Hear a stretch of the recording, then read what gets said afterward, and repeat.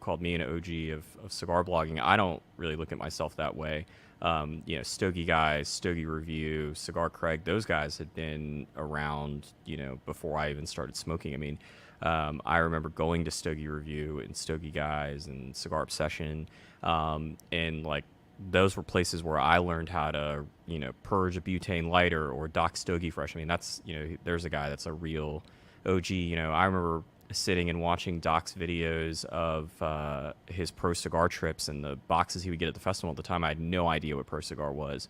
And so now I think it's much more, certainly, I don't know what's coming next, but there was, it sort of went through a stage where it went from you would start a cigar blog to maybe you would start a cigar YouTube channel to I think now it's probably still sort of podcast focused. Like if you're going to start a cigar something in the media space from scratch, it's probably more of a podcast or maybe an Instagram account. I don't think today most people would turn to saying like I'm going to start a brand new cigar blog. Hello and welcome to an all-new Deep Cuts Live. I'm your host, Antoine Reed, and today we have a great guest for you. We have Charlie Minato. Charlie is the editor of Halfwheel.com. It's one of the most popular cigar blogs there is. Everyone goes to it. If there's a story to be read or broken, basically, you can expect to find it on Halfwheel. So today we're going to talk to Charlie about the history of Halfwheel. Why did he get into the industry? How did he get into the media side? And what does it take to build up a business around media as he's done with Halfwheel? So let's get to today's interview. Charlie, welcome to Deep Cuts. Thank you for having me, Antoine. Yeah, it's been a while. Like I said, I was trying to think the other day, when's the last time I saw you? And it was probably PCA of last year. I know you were walking around the trade show floor. I was walking around. We saw each other. And then after that, like my professional career just went crazy in a completely weird direction I didn't expect. So I didn't see you at all the usual events that we usually cross paths at. So it's nice to see you here. Yeah, no, I'm glad to be here and looking forward to this hour. Yeah. So you are a bit different from most of our guests because most of our guests so far have been manufacturers and you are media. And I consider you to kind of be like the OG of media because you kind of started off this whole thing where a lot of people have tried to copy what you've done.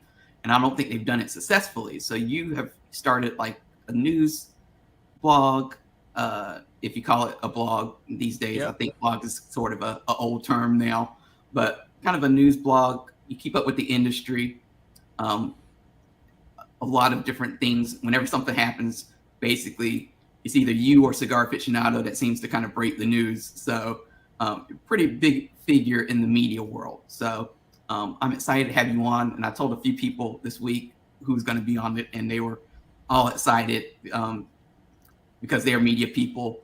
And so they kind of gave me some questions to kind of ask you as well. But before we kind of get into all the media questions, could you just introduce yourself, however you'd like to introduce yourself, and tell people who you are and a little bit about Halfwheel? Yeah, so I am Charlie Minato. I'm one of the co-founders of Halfwheel.com, which, as Antoine just said, is a cigar blog based out of Dallas, Texas.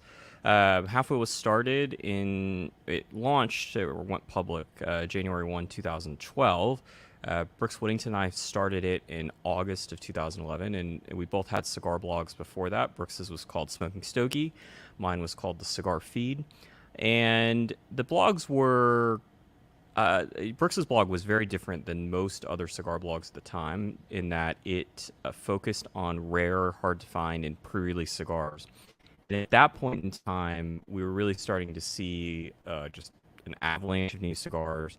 Limited edition cigars were becoming, went from maybe being like half the industry would have a limited edition cigar in a given year to pretty much everybody in a very short span of time started introducing limited edition products.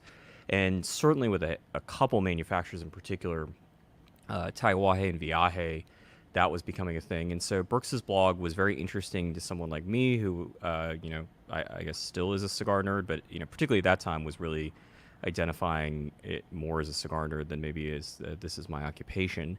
And my blog reviewed cigars, but it differed a little bit from, Stogie Guys, Stogie Review, Cigar Craig, Cigar Coop at the time, in that it had a pretty big news focus that most cigar blogs didn't have. Most cigar blogs would review cigars primarily, and then if General Cigar Company sent them a press release, they would publish that press release, which the Cigar Feed certainly did. But I chased after news stories, and Brooks and I met here. I was home from college one winter, and I knew Brooks was in Dallas, and we met up at a local cigar shop and sort of became fast friends because of a shared interest in cigars and in some other things. And then about a year later, we were deciding to merge the two blogs together and start a new one. Well, that's really cool. I didn't know it was 2012 because I think back to that time in the industry and everything was very print oriented.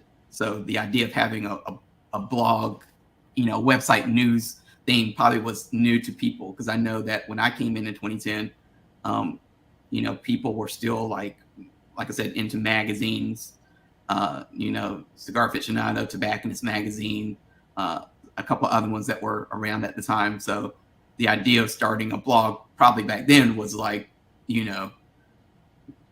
pretty new, Yeah, I would I, think. I don't know. I mean, I sort of look at it the opposite way. I think back to the 2010, 2011 era as sort of the heyday of maybe not the like the quality, and certainly at the top end. I think both Cigar Coop and I and Cigar Dojo, which came along shortly thereafter, and it's maybe a little bit different than Coop and Halfwheel are, but we were around, but there was also the sort of, I mean, you called me an OG of cigar blogging. I don't really look at myself that way.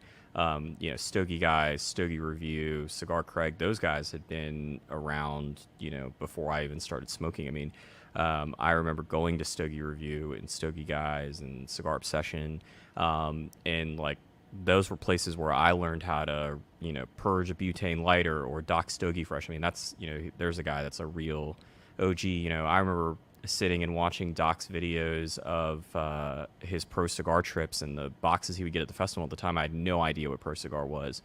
And so now I think it's much more, certainly, I don't know what's coming next, but there was, it sort of went through a stage where it went from you would start a cigar blog to maybe you would start a cigar YouTube channel to, I think now it's probably still sort of podcast focused. Like if you're going to start a cigar something in the media space from scratch, it's probably more of a podcast or maybe an Instagram account. I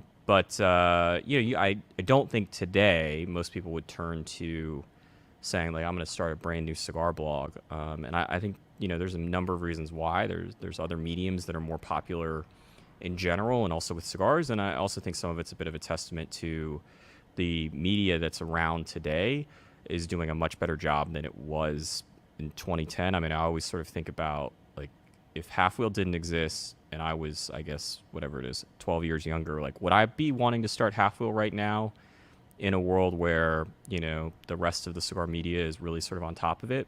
Because I'm not sure that certainly the window is nowhere near as large as it is today, or was back then. Sorry, but I'm not sure how much of a window there really is. At least in terms of just like the news space, it seems like it's pretty developed. Yeah, and you know, you mentioned these other media sites that were around back then. So when you and Brooks were really sitting around thinking like we're going to merge our blogs together, or our websites together, and our superpowers that we have, to do media together, like, did you think of yourself as a business at that time, or did you just think you're like, we're going to do this for fun? Like, what was your intent getting into it? It's weird. There was like a lot of planning about some things, and then just basically no planning about other things.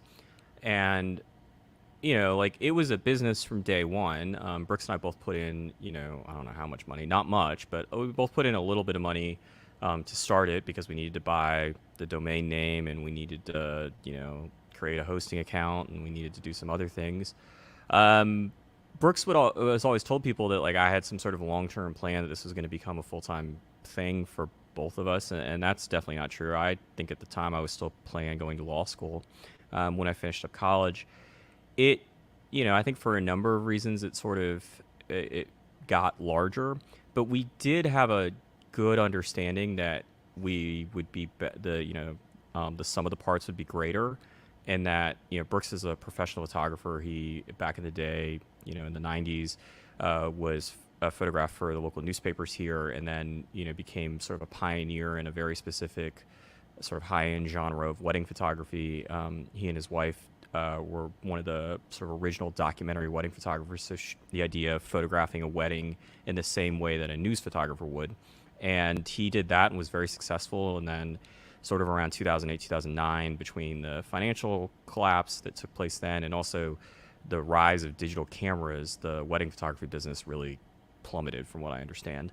And so he was looking for something else to do, and I was graduating college. It was, I mean, maybe there's been worse times, but all the articles I would see about law school is like, this is the absolute worst time to be graduating from law school.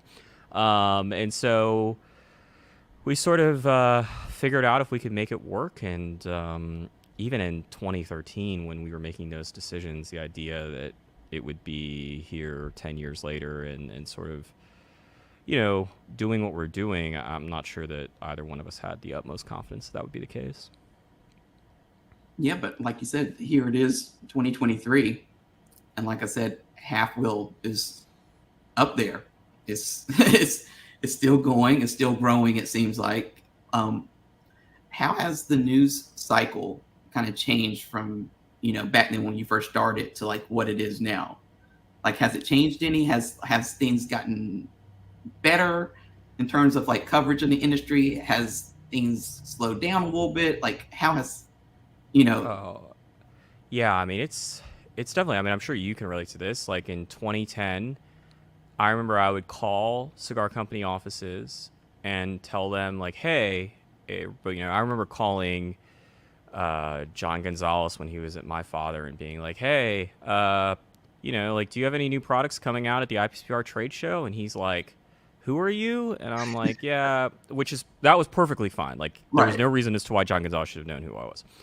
And then he would be like, "Yeah, I think we got some new things." And then he would just like start talking, and then he'd be like, "Why are you asking me these questions?" And I'm like, "I have this website where people go to like learn about like what's happening, like new cigars, cigar reviews." And he's like, "So do you like? I'm not going to send you any free cigars." And I'm like, "No, no, that's not what I'm asking. I really just want the information." And you know, that point in time, like even Drew Estate didn't have the best, like wasn't particularly easy to get information out of, let alone like obviously now it's an avalanche of free cigars.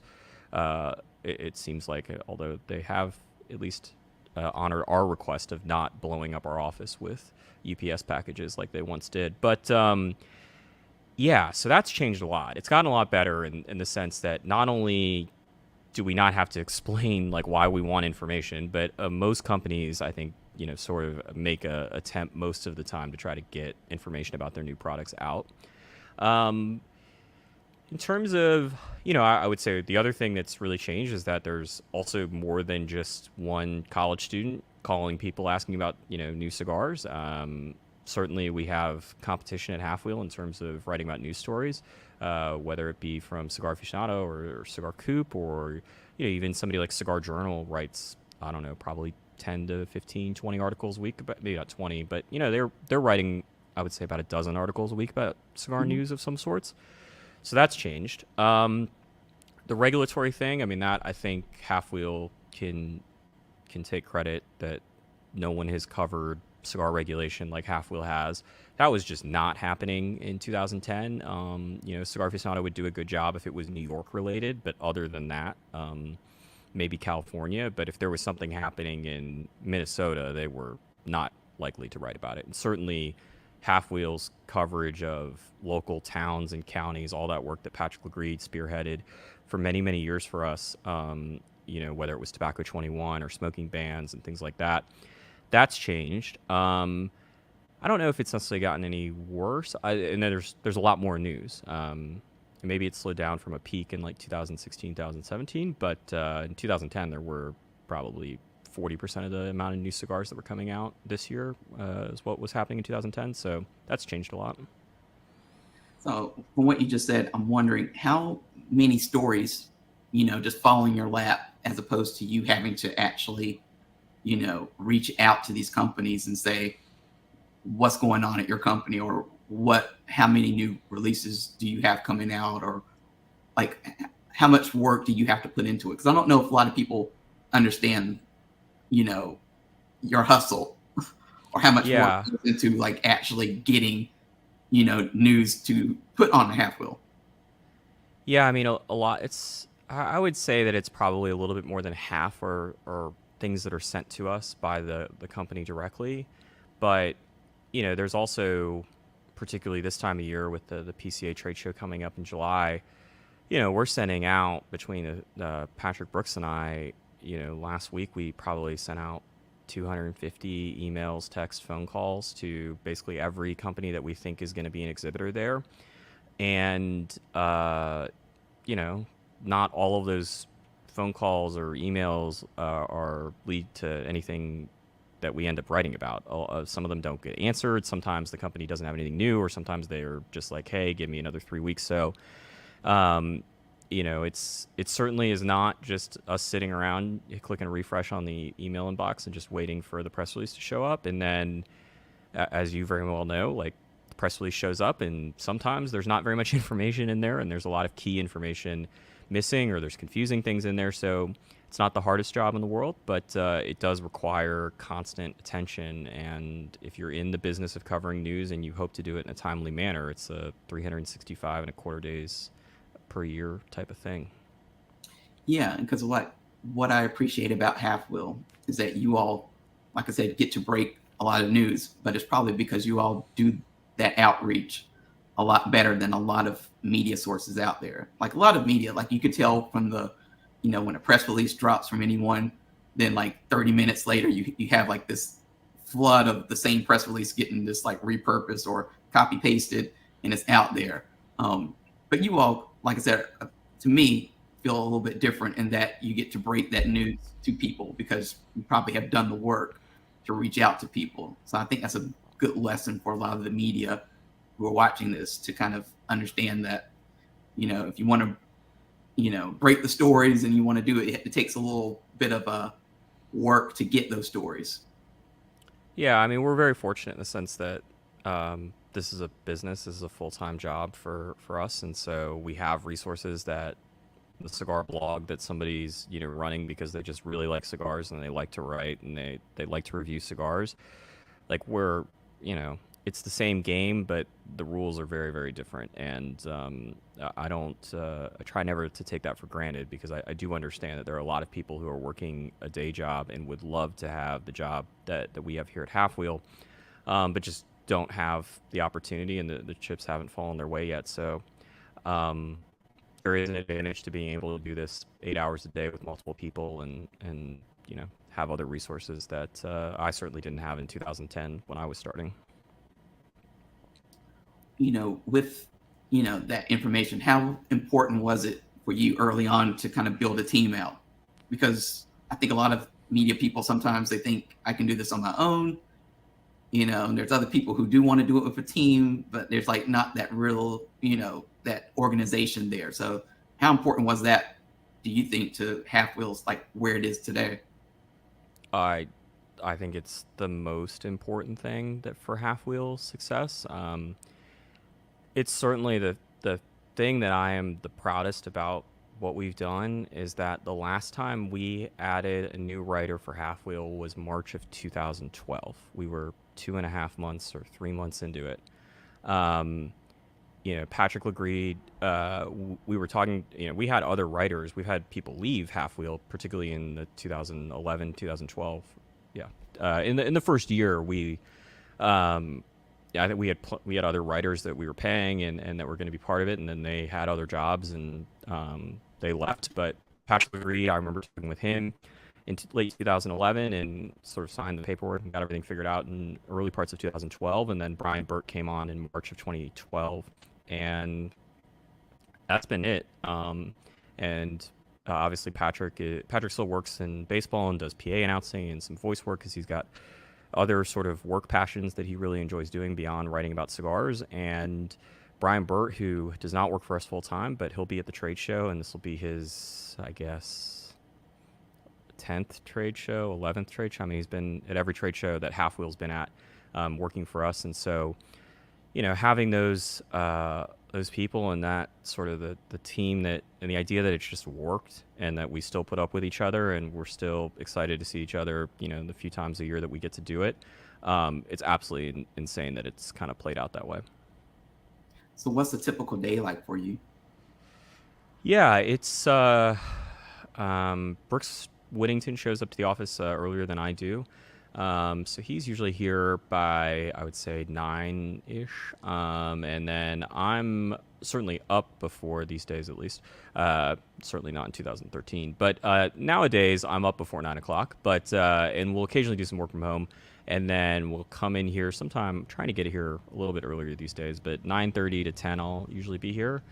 And it's just check my inbox, check my text messages, check our project management software, and just sort of see what needs to be taken care of first. It's one of the weird parts of sort of working in the news industry is that you make plans and then 5 press releases or whatever show up and then those plans go out the window. And so writing and sort of project managing things in the morning, and then in the afternoon, this is about the time that I'd typically be finishing up a cigar review or review of a cigar. I try to smoke. I think we all kind of do try to smoke our review cigars at the same time each day. And so about 2 o'clock local time, I'll come into this room and smoke some cigars, or smoke a cigar, I guess, and review it. And in the time in between, I'll help out Brooks with the studio photography stuff that we have here and send cigar packages to Patrick and buy more cigars for review and figure out where to put the cigars that we don't have any space for and all sorts of other things. And then like an hour ago, I was putting together a coffee table thing contraption. So just any sort of thing could happen, I guess. One of the things that is standing out to me in this interview is that, when you're talking about media and how Halfwheel is structured, it really is a business. And I think that makes a huge difference, even mentality wise, because if you approach the stuff as if it's a like hobby or just something like on the side, I don't think you get that traction that you all have gotten. So how did you, where did this business mentality come from? I think it's kind of always been there to a degree. I like to look at things, analyze things, and really try to figure out like how can I tweak something to make it work more efficient. And I think that kind of lends itself to the business mindset.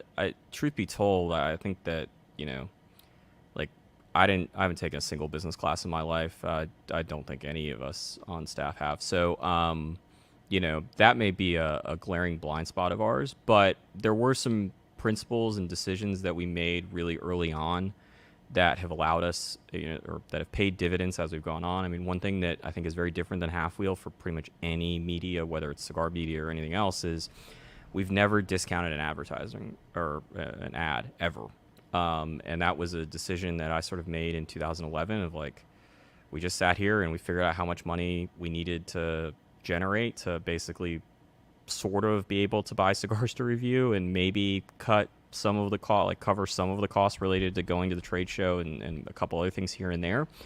And, like, why did we just have this whole exercise if then we're just going to start giving out discounts to people because that's what you do? I get, it sort of seemed to ask backwards to me. So things like that, I'm happy to say I got right. There have been plenty of mistakes along the way in terms of the business side of things, but we've just tried to treat people the right way and always have an idea that the editorial side of things and what we write for our readers to see, that is what it's going to be. We're going to tell the truth. There's no point in lying. It just spirals out of control, and it's not the way that I really want to live my life, and I don't think it's the way that any of the staff members here at Halfwheel want to do it.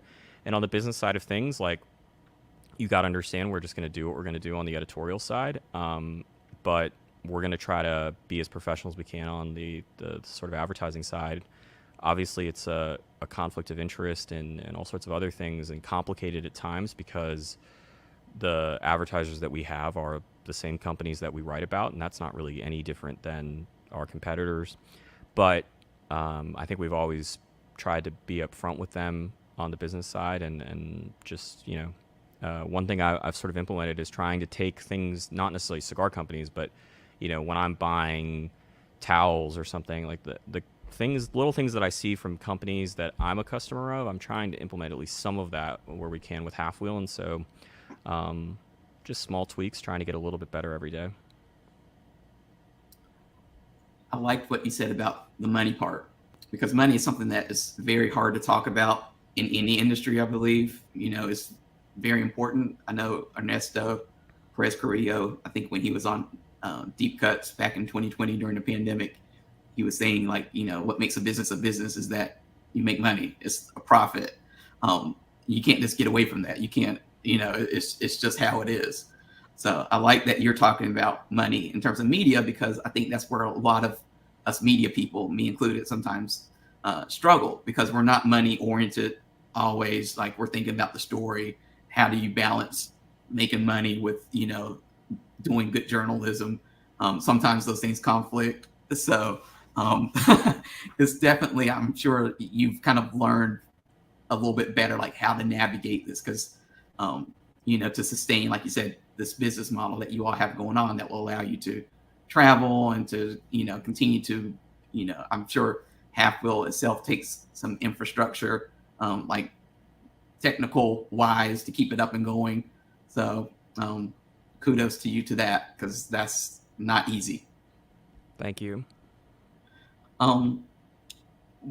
You talked about failure a couple of minutes ago, and I'm always interested in failure, because that's another topic that we never want to talk about. We want to focus on the good things. So what's one failure within the Halfwheel world that you can share with us, that you were like, you thought it was going to go one way and it completely went the other way, and you're like, okay, lesson learned? Yeah. So in 2014, I almost killed the business. I guess it started in 2013. So I graduated college in the spring of 2013, and we made the decision to like a month before I graduated. Okay, like, we're gonna do this full time, and we'll see how it goes. And I wanted to, one of the changes and like one of the advantages that we had was that it didn't necessarily need to it didn't need to be profitable on day one. Because I was in school and Brooks was still working, and Patrick is, still working in other jobs. But Patrick, he was still writing for Cigar Snob when we hired him, and wrote for Cigar Snob, I think, for basically like a year into it. And so it didn't need to be profitable, which was really helpful.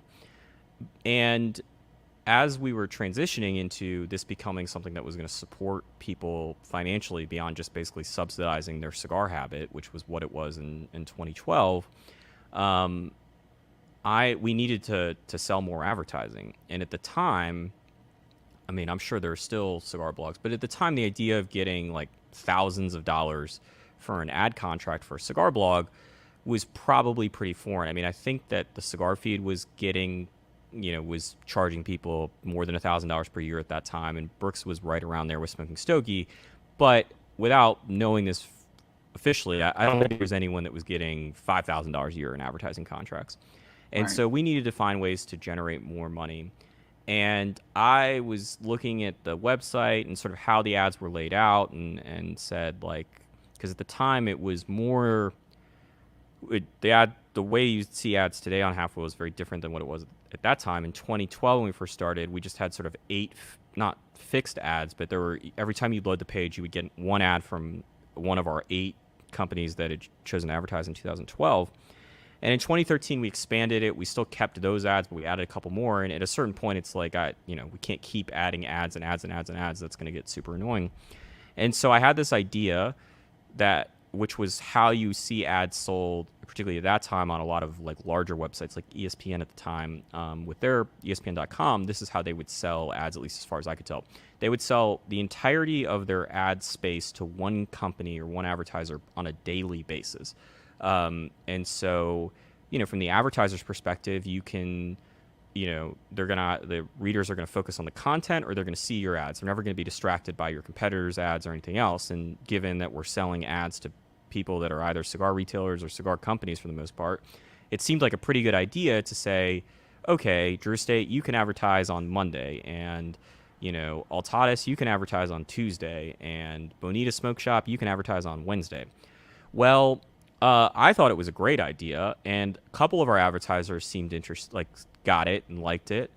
And then there were a handful, or not a handful, I guess, because if there were a handful, that probably would have worked. There were a couple more that were like, you know what, we don't understand Halfwheel to begin with, but we just like supporting it or whatever. Or like, there's somebody in our office that loves it, so we'll buy the ads. We're like, whatever we bought last year, we'll buy the same number of ads.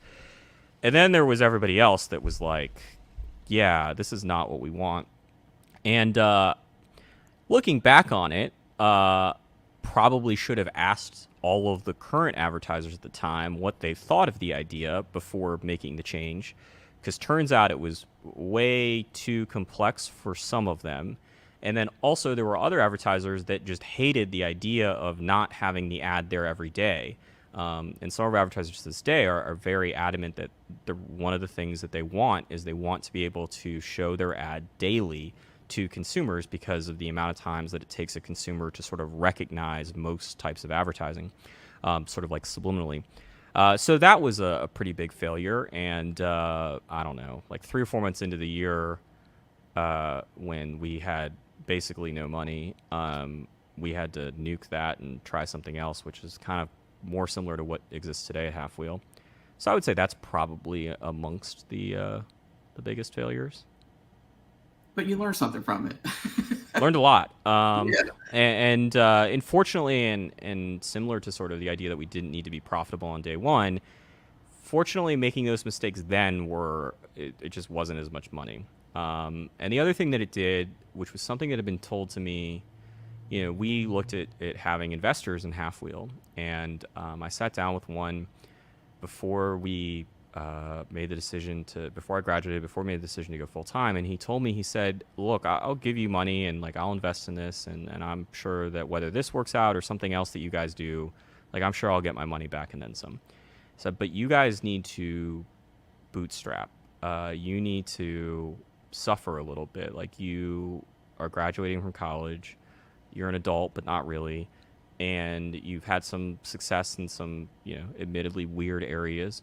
But like, you need to have some context about what not being successful looks like. And at the time, I wasn't like scared of that advice, but it didn't seem as, like I was in college. I mean, you just feel like you understand every part of the world at that time. And I didn't really understand how like important that would end up being. And so in 2014, we were certainly bootstrapping the hell out of it. And, it remains like one of the most important things. It really taught me a lot about, how to manage the business side of things, but also just an understanding of you got to lay the foundation right. And there are some people that can take some shortcuts and it works out fine. But for, I think, most businesses that have longevity, it has to be built right. And if it's not being built correctly, it's got to be restarted. And then you have to build a foundation from, the ground up again.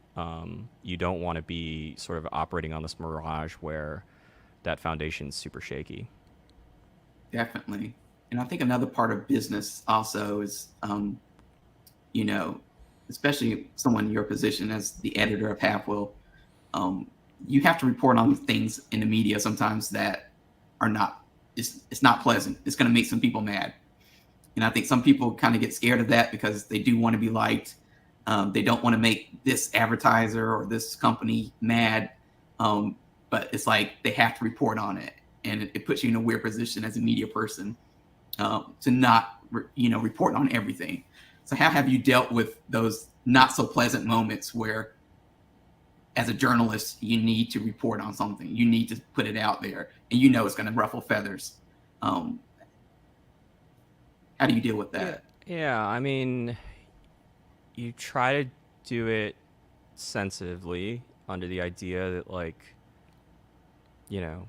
I never approach it as like I'm out to get someone, and I also I never approached it from that regard. And I also try to make sure that just because that's my feeling when I'm sitting at my keyboard typing away, that when I'm done typing, that there's no way that could be the impression.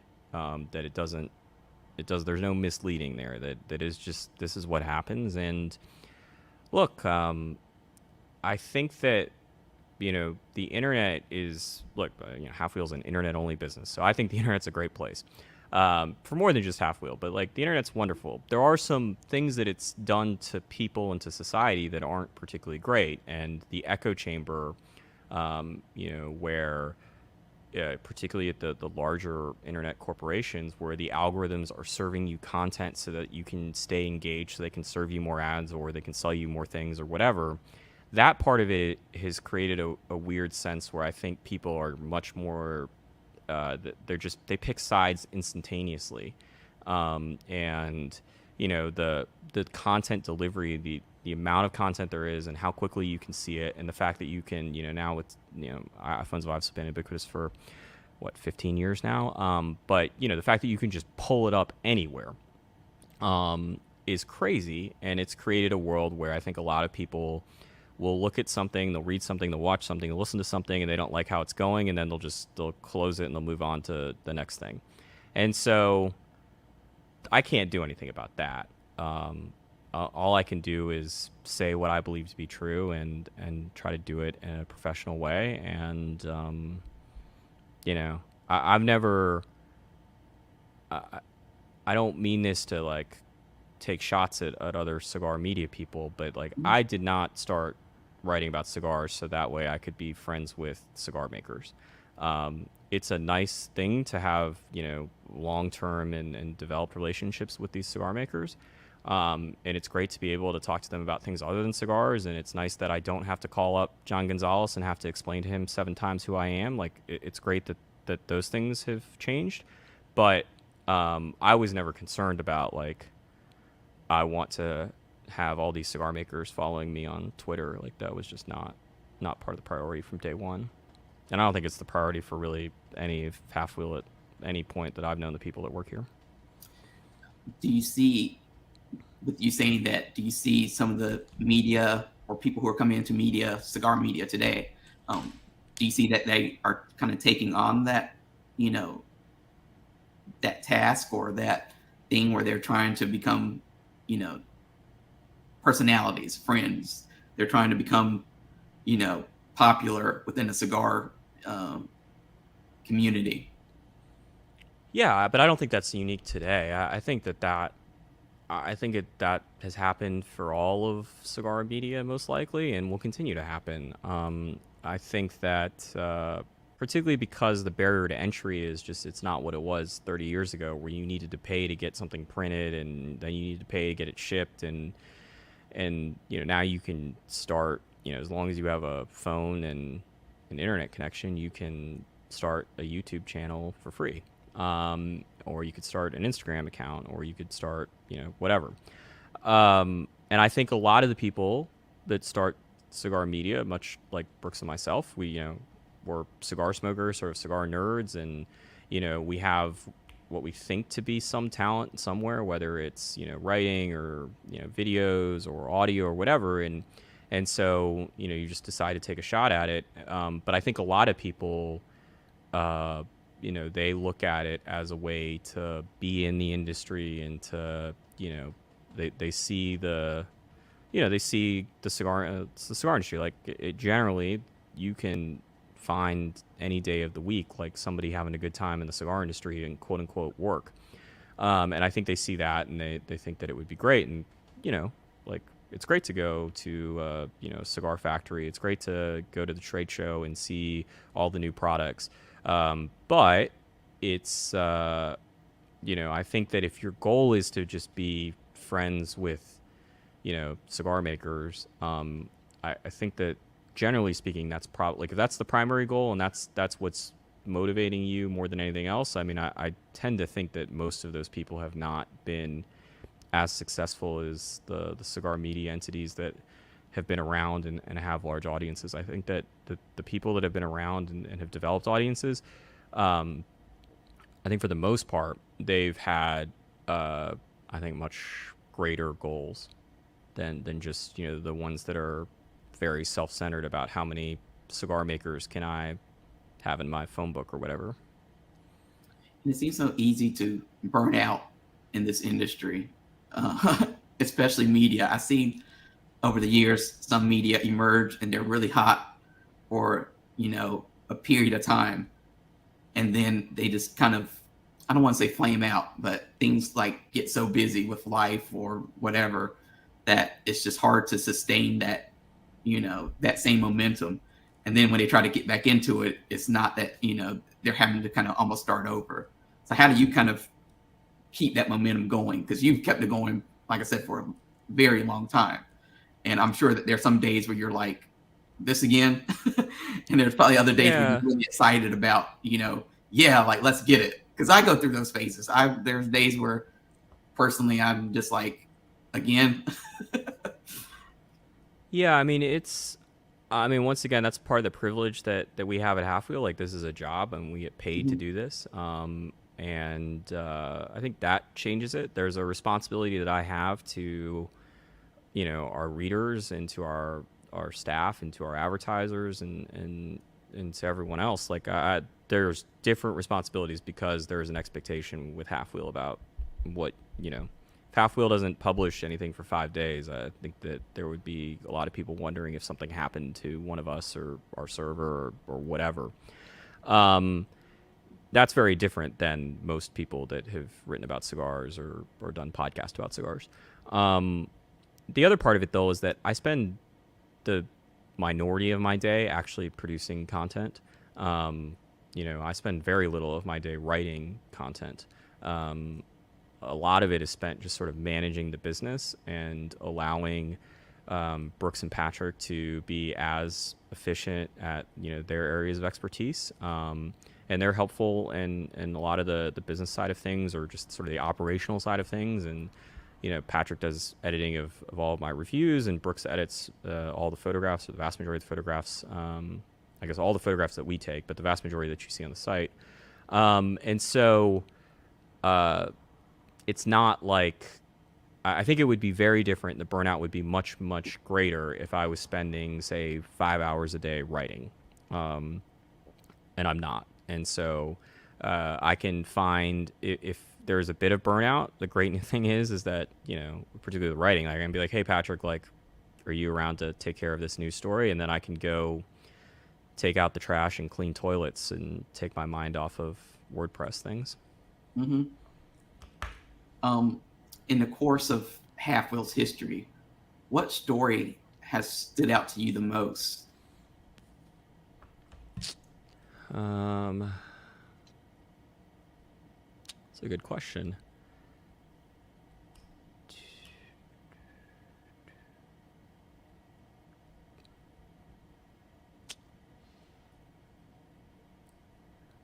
What's interesting is that, like, so the story that I've written that stands out the most and sort of the one that put me on the map was I was the one to break news that Sam Lucia um, was no longer going to be at Oliva, but that was in 2010. In terms of Halfwheel,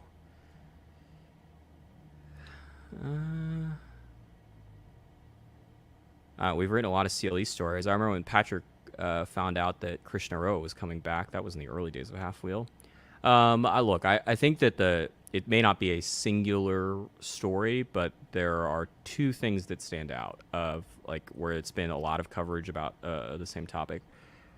Certainly, with me, the FDA work that we've done is the thing that I'm that I've directly been involved with that I'm most proud of. Um, I've written more about FTA than and tobacco regulation than I imagine pretty much anybody else has. Certainly, if you remove the attorneys from the activity, from a news perspective, it's probably pretty. There are some vape people that got into it, but maybe don't have the longevity that I've had in terms of covering that topic. Mhm. And then the other thing is the sort of drama around your new employer.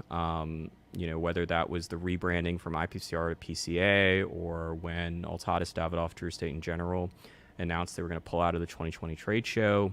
And I think that reporting is very, very different than, the IPCPR was not being covered like that in 2010, and the RTDA had never been covered like that, to my knowledge, back prior to 2008. So, um, those stand out as, and those are stories that I think that Halfwheel is unique in that regard.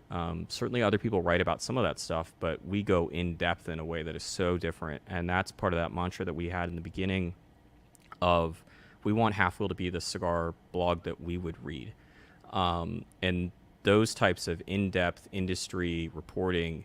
That's obviously the FDA stuff's important for consumers, but that stuff's really, really important if you're employed in the cigar industry. That's the stuff that I'm most fascinated by. And to go off of that, as being a longtime half wheel reader, because I think for me it's like most people in the industry, at some point in the day I usually check half wheel to see what's going on. And what I like and I can appreciate what I can appreciate about your work is that when there is a story to break, like you don't try to sugarcoat it.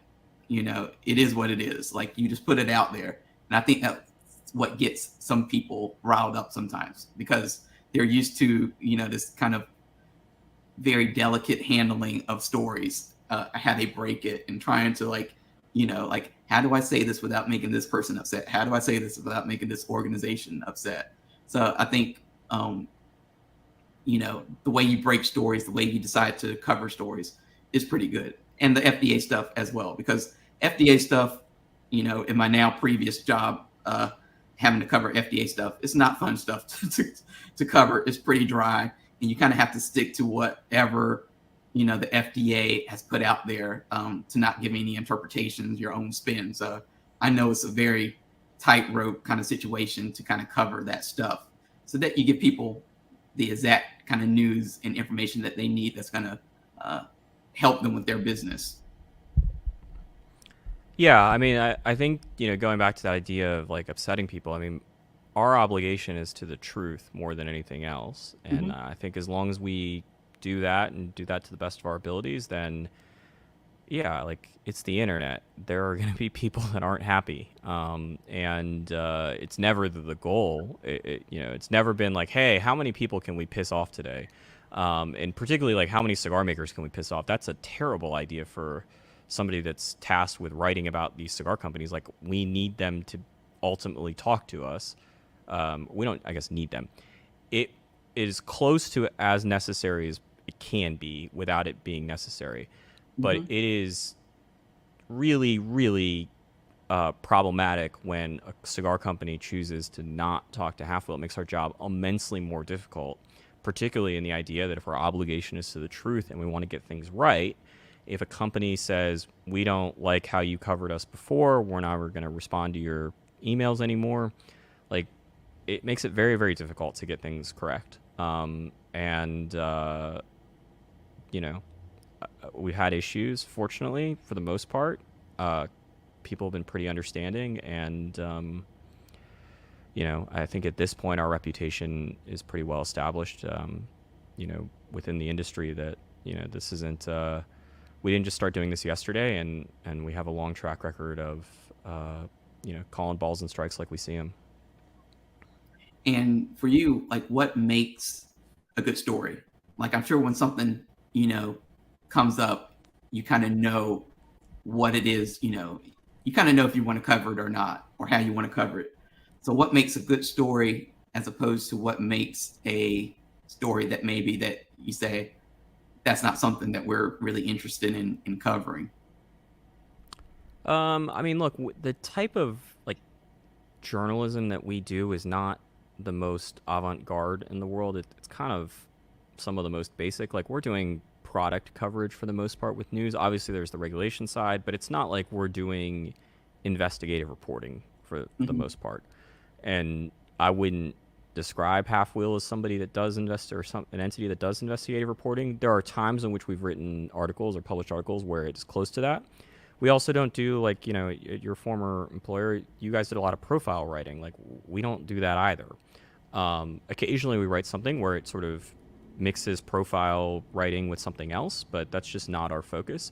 So in terms of like what's a good story for Halfwheel, it's probably like what can we get up the quickest without making any errors. In terms of like what I look back on and like take pride in, I think that the stories where I learn and where I become substantially more knowledgeable about a topic, those for me personally are the best. Like, I enjoy learning and discovering new things. And, if I can sit down, like there was a reader that emailed me this morning about MDF in humidors. So the idea of is a humidor made out of solid wood or is it made out of basically a wood composite? And this is something over the last 6-7 months that I've become a lot. I'm the person tasked with doing humidor reviews, and probably 12 months ago was more knowledgeable than most people about humidors. But I feel like I've learned a ton about the actual like box construction. And yet, as I told the guy that I was emailing, because he was like, I work in the lumber industry, and I was like, I know very little about MDF, but I want to learn. And so for me, those are always the ones where I'm the happiest is when I can learn. When other people from media kind of come up to you, I don't know if they come up to you that often, but when they do come up to you and they ask you for advice on getting into the media side of this industry, what advice do you give those people? That doesn't happen all that often. Look, I think that the easiest advice is to produce content that you are interested in, because if you can do that, then you at least have one audience member and you have a guiding light in terms of like, should the podcast be an hour or should it be 5 minutes? Like, if you're a guy that only listens to podcasts for 7.5 minutes at a time, then that's your answer. And if that's the environment that you're in and you're listening to, sports podcasts or Star Wars podcasts that are less than 10 minutes long, then you'll pick up the tricks, even if you don't realize it, about how to do a 10-minute podcast versus doing a cigar coupe 4-hour, show. And the second thing I would say is just repetition. Like the more you do it, the better you will be. And there aren't a ton, at least in cigar media that I'm aware of, not a ton of successful media examples where there's not consistency and repetition. Whether that's you're doing your podcast once every 2 weeks, whether that's your cigar coupe with his 1,000+ day publishing streak, whether that's a magazine where you're putting out an issue every 2 months. When it becomes inconsistent, it hurts. The readers don't have the expectation of, I expect the podcast to show up every Monday. But it also makes it a lot easier to be like, I want to go watch Monday Night Football, so that means we're not going to do a podcast tonight. And then 1 week turns into 3 weeks that have been skipped, turns into 2 months, and then we get we all see it, hey everyone, it's been a little while, but I'm still smoking cigars, still here, and really looking forward to this podcast episode and getting back in the swing of things. And that's, whether it's that or whether it's doing dishes, like when you put it off for a while and then just to think that you're just going to be able to hit resume and everything's just going to go back to the way it is, that's tough.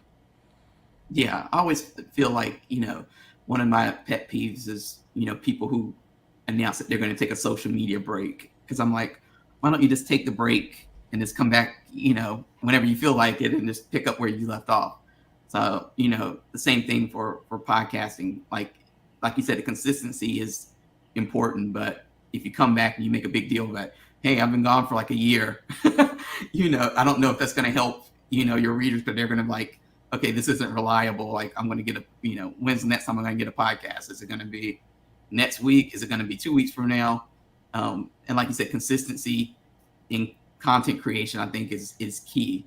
As the more consistent you can be, the more the reader, the audience has the expectation to kind of come in and look for your content. And that's what makes, I think, again, circling back, that's what makes Halfwheel work, because every day there's going to be something on there for you to read, whether it's a review or a product release or, breaking news about the FDA. There's something there for you to read every day.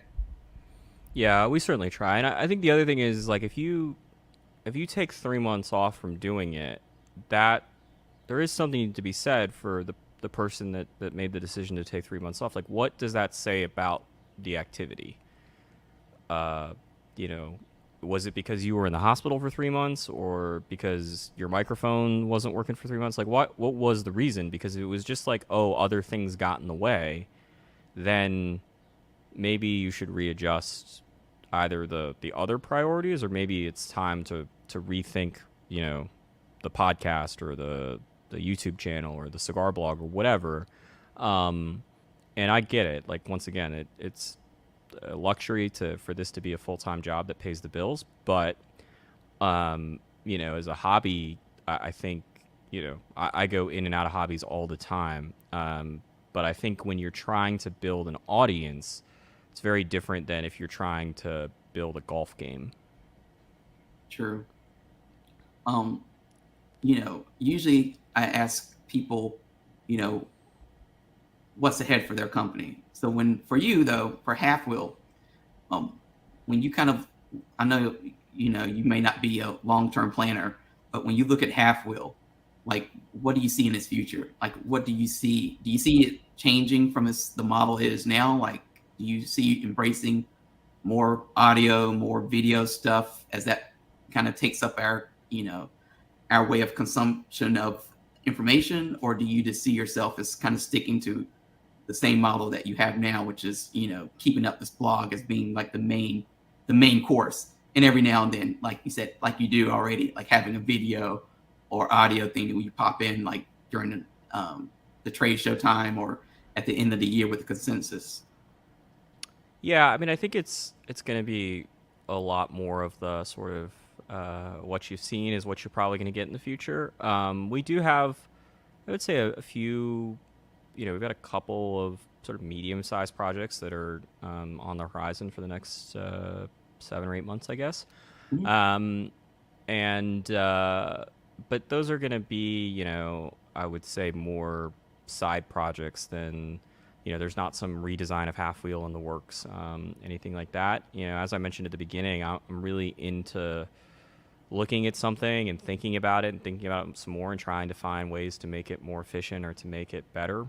And so I'm always doing that with Half Wheel, whether it's the review process or whether that's the search system on the website that has been a 2.5 year struggle. And so there's always more in terms of trying to improve it. But I think that we've got a formula that, at least as of now, works pretty well. Works well for us. It seems to work pretty well for a large group of readers, at least within sort of the cigar context. And unlike most other media entities, we always talk about how the tagline on the site is it's the industry cigar blog.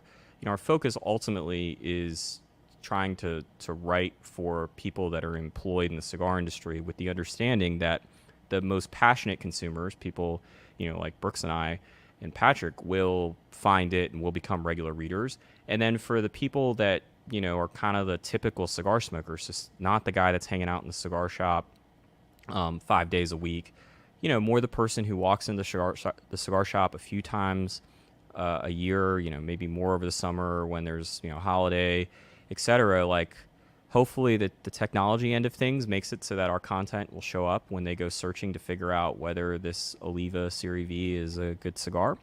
And we've had a little bit more focus on trying to make it easier for international readers and people that don't speak English to visit the site. And that's been something that was a project of mine earlier in Q1.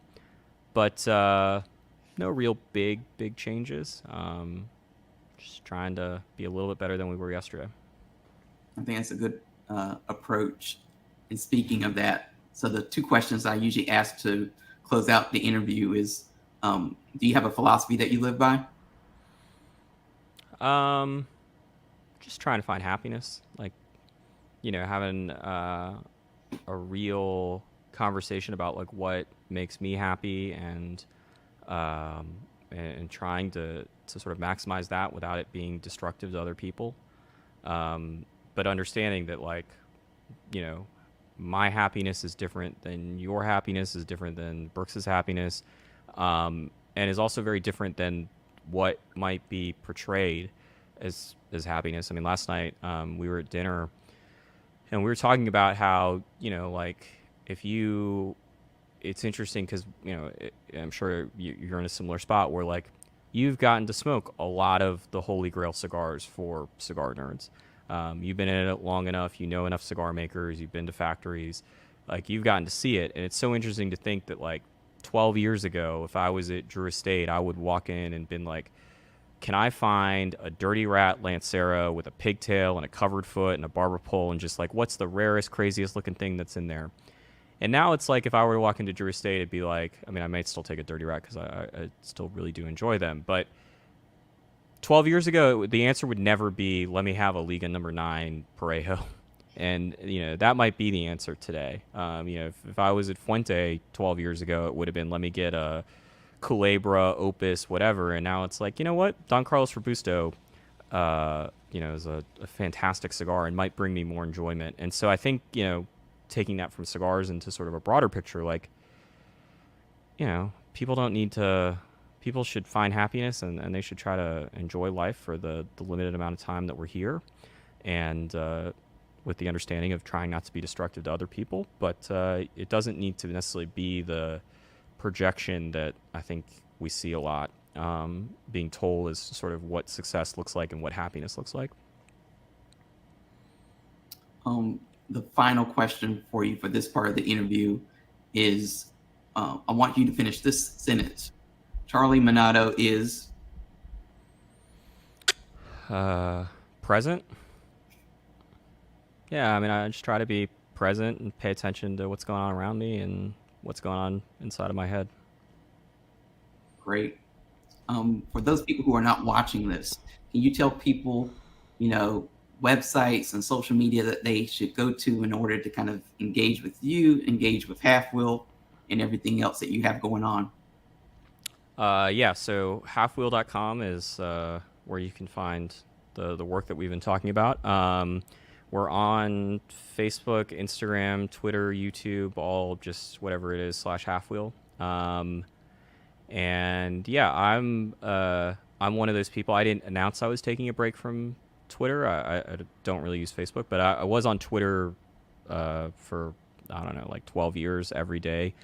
And earlier this year, when the API stopped working with third-party apps, I got frustrated with Twitter.com and haven't really been back on since. So I have an Instagram account at Charlie Minato, but I think I'm averaging like 2 posts per year. So not a ton of excitement there. It's weird. I don't know if you feel the same way, but like, I produce a lot of content for people to read on the internet, and I just don't feel the need to then go and write about, I don't know, like what I'm doing on Saturday. Yeah, for me, it's always like the whole day is work. So by the time I get around to like me, it's like I'm not doing anything. I'm sitting here watching, Rachel Ray or something really off the wall and crazy, or reading a book. And that doesn't make for a good Instagram post if you just want to see me with a book open, dozing off in my chair. So Yeah, I mean, I wish I was better at it, because it probably would be helpful for Halfwheel's audience if I was more excited to engage with social media. But it's just not oddly not for me, at least not now. But before Halfwheel, I was great. I was on forums and Twitter and Reddit, and then it's like, oh, I can just put all this in WordPress and turn it into a job. Yeah. Well, you have to do what's authentic to you. So people probably don't want to see if you felt forced to post. Oh, me on Facebook would be terrible. Yeah. For everyone. That would be the example of things that would make me unhappy and would be destructive to the people that are also having to see that. Awesome. Well, thank you for coming on to the show. And for those of you who want to see more, there's going to be a video of Charlie answering a question from the audience, and also of him doing a little what we call celebrity or cigar industry chainmail with another guest. So you'll see those videos on the website. And if you missed any of this interview or the other 120 whatever at this point, they're all on deepcutslive.com, or you can go to youtube.com